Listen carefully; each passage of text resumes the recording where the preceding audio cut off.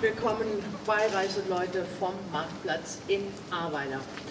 Sind die Grünen in der rheinland-pfälzischen Landesregierung Tierquäler oder sind die Jäger selbst schuld, wenn in ihren Wäldern Tiere verhungern? Das sind auf die Spitze getrieben, die zwei Pole, zwischen denen wir heute diskutieren. Es geht um das gesetzliche Fütterungsverbot für Wildtiere und um die Frage, ob es endlich abgeschafft werden soll oder ob es nach wie vor seit 1979 sinnvoll ist. Mit mir diskutieren Thomas Griese, der Staatssekretär im Forstministerium, sagt, im Streit um das Fütterungsverbot will ein Teil der Jägerschaft vom eigenen Fehler ablenken. Norbert Schinkler, der Präsident der Landwirtschaftskammer, ist für das Fütterungsverbot. Es geht nicht anders, sagt er, das Wild richtet einfach zu große Schäden an. Hans Bös kennen Sie als SWR1-Wetterbauer. Bei uns ist er als Kreisvorsitzender des Bauern- und Winzerverbandes Rheinland-Nassau. Er hält dagegen, nur Füttern schützt uns davor, dass das Wild die Äcker leer frisst. Und schließlich Gitta Werner, die, ich habe ein neues Wort gelernt, Presseobfrau der Kreisgruppe Ahrweiler des Landesjagdverbandes. Die Jäger hier finden, in unserem hochentwickelten Land kann man doch kein Tier verhungern lassen. Und damit sich möglichst viele dieser Meinung anschließen, haben die Jäger hier in der Region eine beispiellose Anzeigenkampagne gestartet. Attacke heißt die Parole. Die Jäger aus Ahrweiler schalten Zeitungsanzeigen. Die Grünen in der Landesregierung für die Jäger, Tierquäler und Schuld am Hungertod von Wildtieren. Auch im Internet ist der Ton nicht zimperlich. Kämpft mit, fordern die Jäger. Bisher folgen 17.000 Gleichgesinnte und unterschreiben. Der Auslöser für den Zorn der Weidmänner. Im vergangenen Winter verhungerten Hirsche und Rehe. Zu Hunderten, sagen die Jäger. Die Ursache, für sie keine Frage, das gesetzliche Fütterungsverbot. Die grüne Forstministerin Ulrike Höfken sagt dagegen, es war nicht der Hunger, ein extremer Befall durch Parasiten ist die Todesursache. Eine Folge davon, dass zu viel Wild im Wald unterwegs ist. Schuld am Tod der Tiere, sagt sie, ist niemand anderes als die Jäger selbst. Herr Griese, das müssen Sie vielleicht noch mal ein bisschen näher erläutern. Warum sind die Jäger selbst schuld, wenn hier in den Wäldern Tiere verenden? Der Punkt ist, dass wir hier, anders als in anderen Regionen, sehr viel höhere Wildbestände haben. Wir haben hier insbesondere Rotwildbestände, die etwa 7-mal so hoch sind, wenn man die wissenschaftlichen Forschungsergebnisse zugrunde legen, als es von der Region hier zu tragen wäre.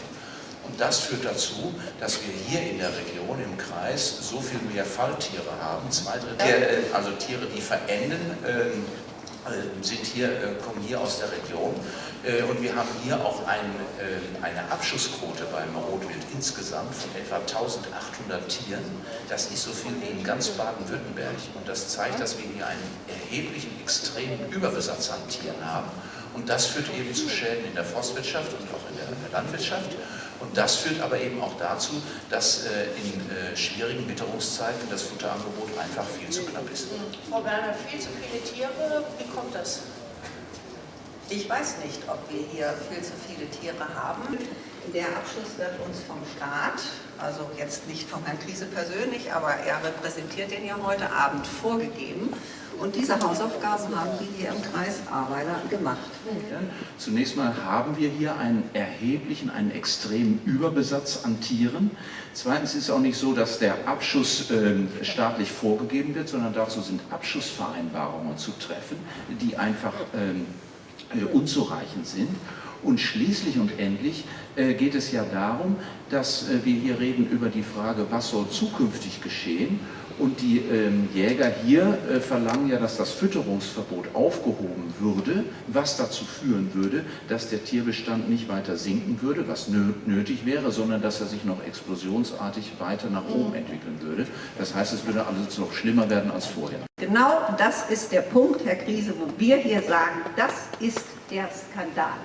Denn wenn es so sein mag, dass wir hier im Wald 50 Rehe, 150 Rehe, 200 Stück Rotwild zu viel haben, dann können wir diesen Bestand nur in einer einzigen Art und Weise runterfahren, nämlich durch eine weitgerechte, auch dem Tier Respekt schuldende Jagd. Eine Reduktion durch Aushungern. Und das ist das, was Sie gerade gesagt haben. Die sollen im Winter verhungern. Damit geht der Bestand runter, haben Sie gesagt. Eine Reduktion. Habe ich nicht gesagt. Muss ich klar Sie haben protestieren. gesagt, Habe ich nicht gesagt. wenn wir sie dann noch füttern, dann gibt es sie immer noch. Genau, weil sie dann nämlich nicht grausam und elendig am Hungertod einleben. Nein, Frau Werner, Sie müssen Ihre Aufgabe wahrnehmen und die Aufgabe bestünde darin, den Wildbestand so runter zu regulieren und zwar im Vorhinein runter zu regulieren, dass diese Verhältnisse erst gar nicht auftreten, wie das in allen anderen Landesteilen übrigens funktioniert. Wenn eine Überpopulation wie in diesem Landkreis eben da ist, und das ist unumstritten, wir reden nicht mehr von Rudel, wir reden von Herden, die hier auftreten, und das hat nichts mehr mit normaler Jagd zu tun. Und die natürliche Auslese, die im Winter, ob es ein milder ist oder ein harter, findet in der Natur überall statt. Aber das will man mit dem Füttern über den Winter dann auch retten. Und dann muss man sich nicht wundern, wenn die Population wieder verstärkt im nächsten Frühjahr, nächsten Sommer noch mehr Schäden anhäufen lässt. 80–85% aller Jagdgruppen werden bestens gehegt und gepflegt. Da gibt es nur Frieden zwischen den Bauern und den Jägern. Das muss man wirklich sagen. Wenn ich so eine Forderung stelle, heißt das ja nicht, ich hätte was gegen die Jäger.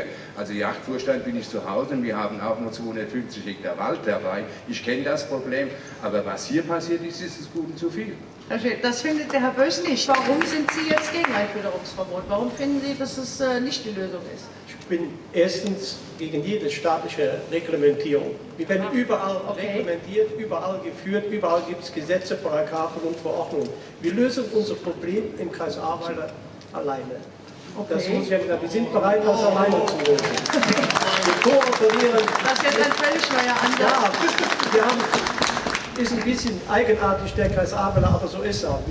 Wir kooperieren unglaublich gut. Jetzt können Sie ja nicht wie das kleine gallische Dorf sich aus allen gesetzlichen Regelungen rausziehen. Nee, will ich auch nicht. Aber wir leben in einem föderalistischen Land drin.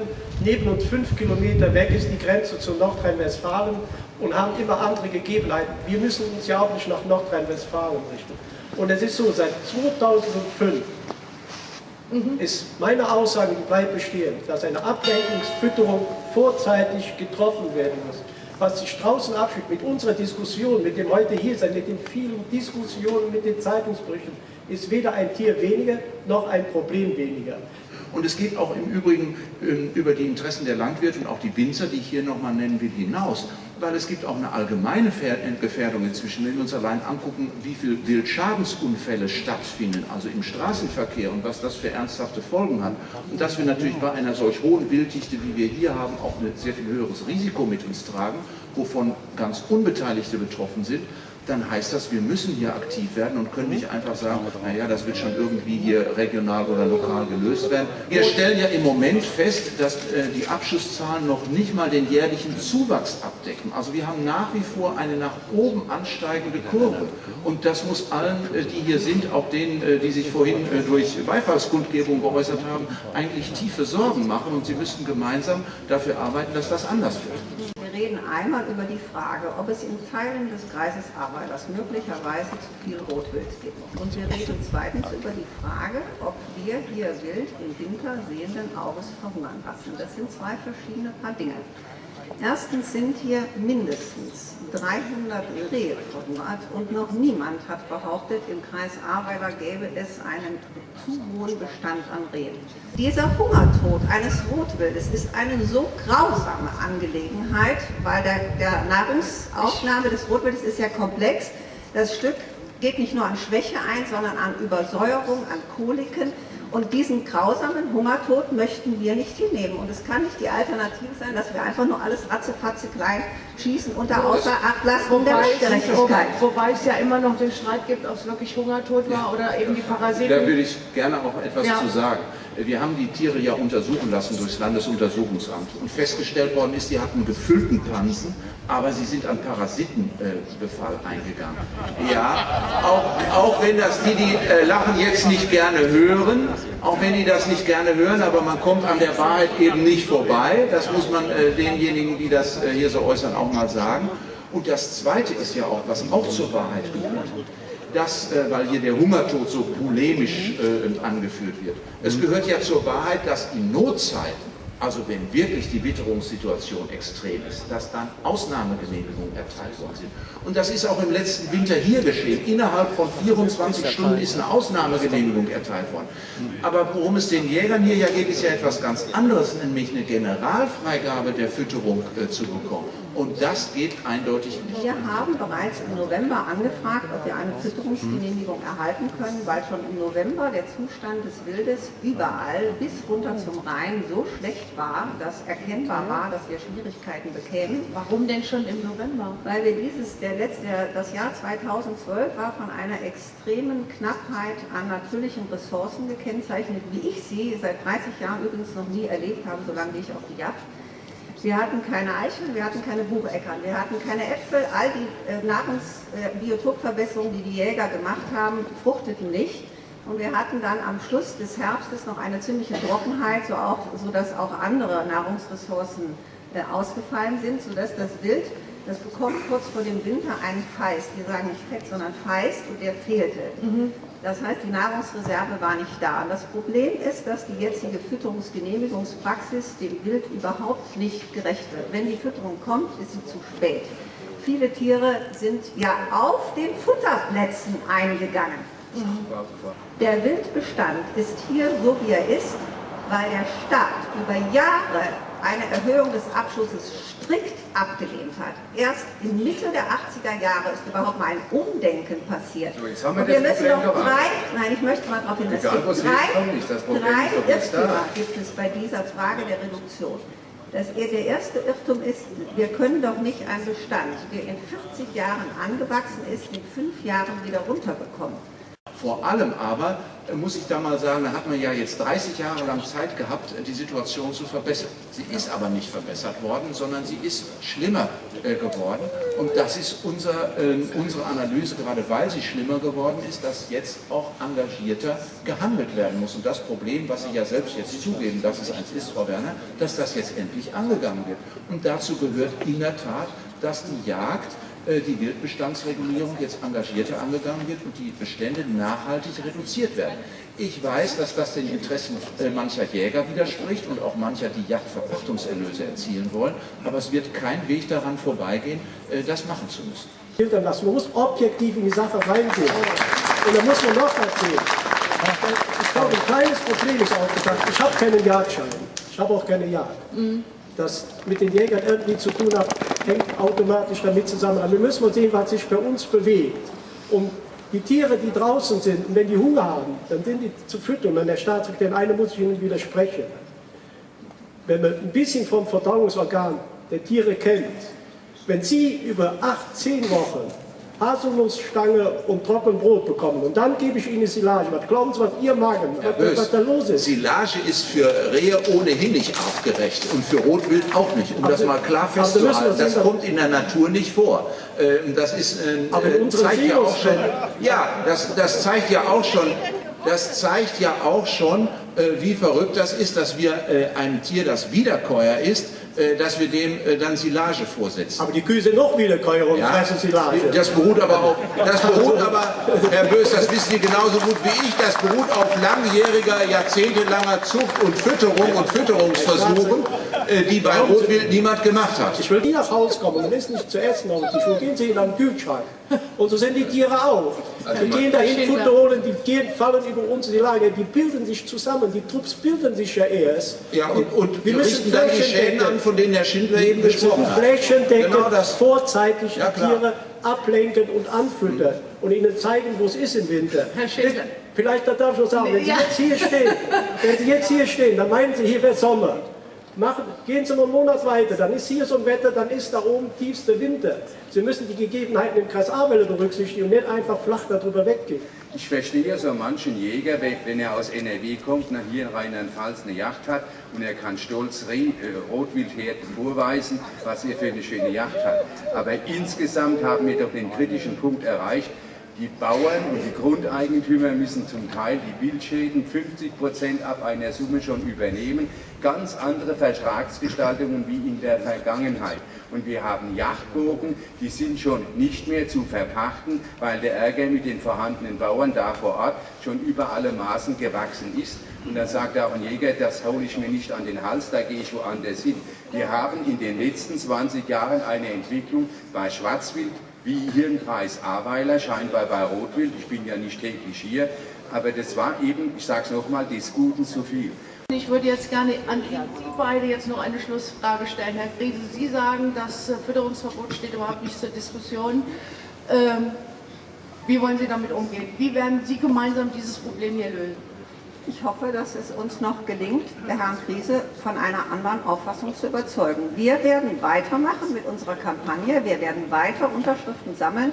Die Bevölkerung das hat sich gezeigt, kann das Fütterungsverbot nicht nachvollziehen. Wir möchten kein verhungertes Wild mehr. Dann reagieren Sie gegen ganz natürliche Abläufe. Und dieses Sonderrecht kann man euch Jägern nicht zugestehen. Entschuldigung, jetzt werde ich auch hart. Da werden wir auch unseren Einfluss geltend machen. Egal welche Kampagnen laufen, ihr überzieht.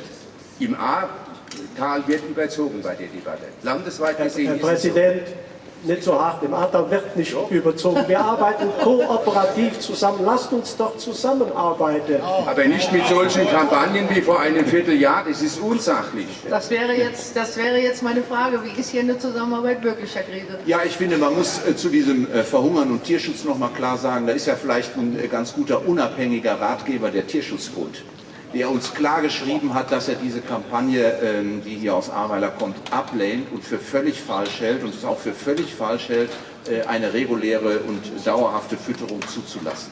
Das ist genau auch unsere Auffassung, dabei werden wir auch bleiben, gerade auch zum Schutz auch der Bauern, der Winzer, der Straßenverkehrsteilnehmer und aller derjenigen, die eben gerade hier jetzt nicht Yachtverpächter oder gut zahlende Jäger sind. Und das wird unsere Marschrichtung sein und wir werden, darauf kann sich ja auch jeder verlassen, dafür eintreten und auch dafür arbeiten, dass hier die Aufgaben, nämlich die Wildbestandsregulierung, das Runterregulieren der Wildbestände auch wirklich im Vorhinein wahrgenommen wird und wir werden die Möglichkeiten, auch die neuen Möglichkeiten in der Landesjagdverordnung, die wir haben, dazu nutzen. Okay. Das ist jetzt das Schlusswort. Ich danke allen fürs Mitdiskutieren. Ich wünsche Ihnen noch einen schönen Abend. Machen Sie es gut. Tschüss.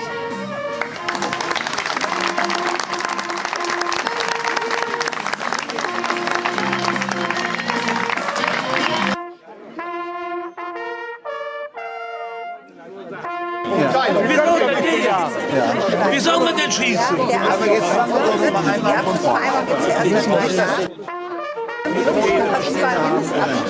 Ja, soll man dann sagen, ich nehme an, es ist so, wie Sie sagen. So, hier sitzen wir 2 Stunden und plötzlich kommen 3 Fahrräder. Bumm, gut, wird weg. Was jetzt? Die kommen wieder, wenn es dunkel ist. Schade Vertat. Wir sitzen Stunden. Und dann werden wir uns davor, wir hätten nicht geschossen. Genau, wir können machen, was wir wollen. Über die Kirche drüber.